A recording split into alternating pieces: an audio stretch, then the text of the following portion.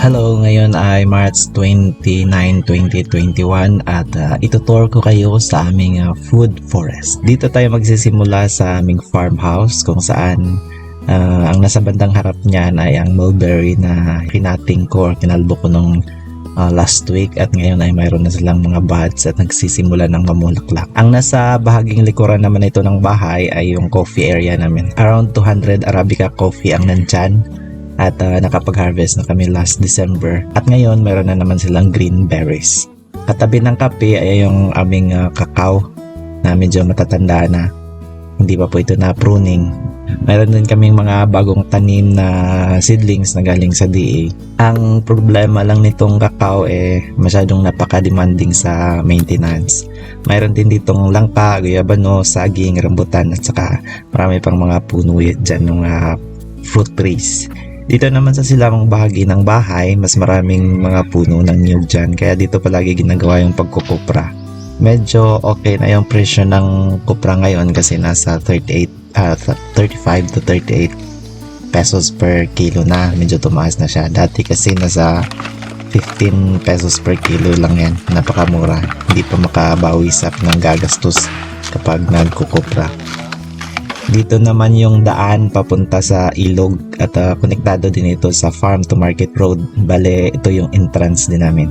Ayan, yung mga damo dito sa area medyo matataas na kasi trimming lang yung ginagawa namin. As much as possible, hindi kami nag-spray ng herbicide.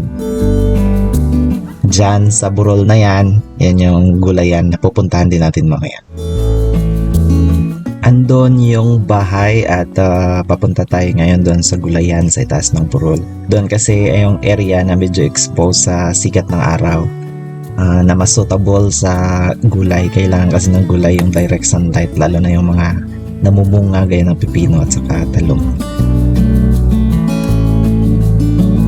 Kailangan nating sumuong dyan sa nabali na kawayan. Pinatrim ko din kasi itong kawayan kasi malapit siya sa mga cash crops at yung lilim niya nakakasagabal sa growth ng mga tanim.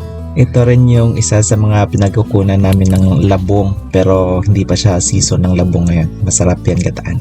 Yan naman na area ay hindi namin masyadong ginagalaw kaya may mga nakatira pa dyan na mga bayawak at saka sawa. Kanina nga lang may nakita ako dyan na balit na green parrot. Pero may nakatanim din naman na mga kape at kakao dyan at saka iba pang mga root crops.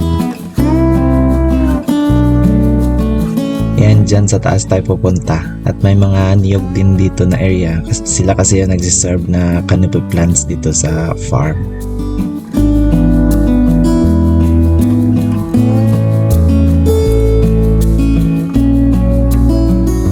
Dito naman ay may maraming badyang o elephant ear tawag nila dyan.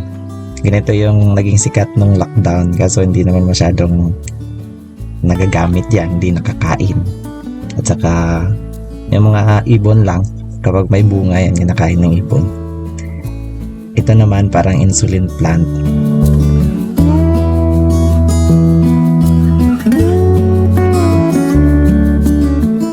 Ito pa badyang, mas madami kasi yan dito na malalaki dati. Pinutol kaya yan, tumubo ulit yung laman na natira. Diyan naman sa baba, mayroong sapa dyan at saka pupuntahan natin mamaya.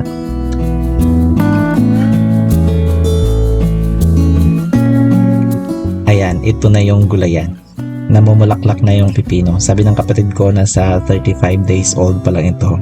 Siya kasi yung nag-aalaga dito. Ang nakaganda dito sa pipino kasi in 2 months pwede mo na siyang ma-harvest.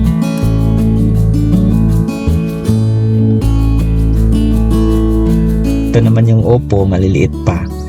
At ito, tataniman pa lang ng next batch na pipino. Dito naman na side yung patola. Yan yung elementary school dito sa bukid na katabi ng gulayan. Diyan naman sa baba yung farmhouse. Yan, yung kung saan tayo nanggaling kanina. Diyan yung sapa at yan yung area na masyadong prone sa landslide kaya hindi namin masyadong ginagalaw kaya naging jungle na. Halika, puntahan natin.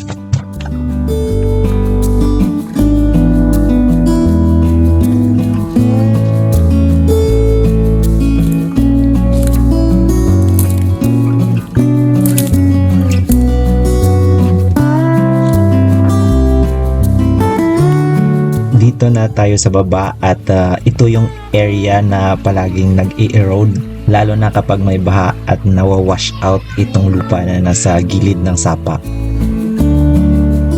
Diyan naman sa taas ay may nakatanim na mga root crops na tinatawag naming zero maintenance gaya ng ubi at saka toge or lesser yam o yung tamis na tinatawag sa amin. Malalaki yung mga ubi na nakukuha namin dito at saka ang nakaganda nito kasi itanim mo lang siya tapos babalikan mo lang kapag harvest time. Siguro mga 9 to 10 months. Kaya siya tinawag namin na zero maintenance crops. Ito naman yung togi or lesser yam or tawag dito sa amin ay tamis. Masarap ito pero pahirapan yung pag-harvest kasi madaming tinik yung nakapalibot sa laman niya. Parang mga barbed wires na nakapulupot. Kaya yan si tatay yung naghuhukay kasi mas expert siya dyan sa pangunguha ng tamis. May mga taro din dito or yung tinatawag naming palawan or karlang sa Cebuano at mga malalaking puno ng kahoy.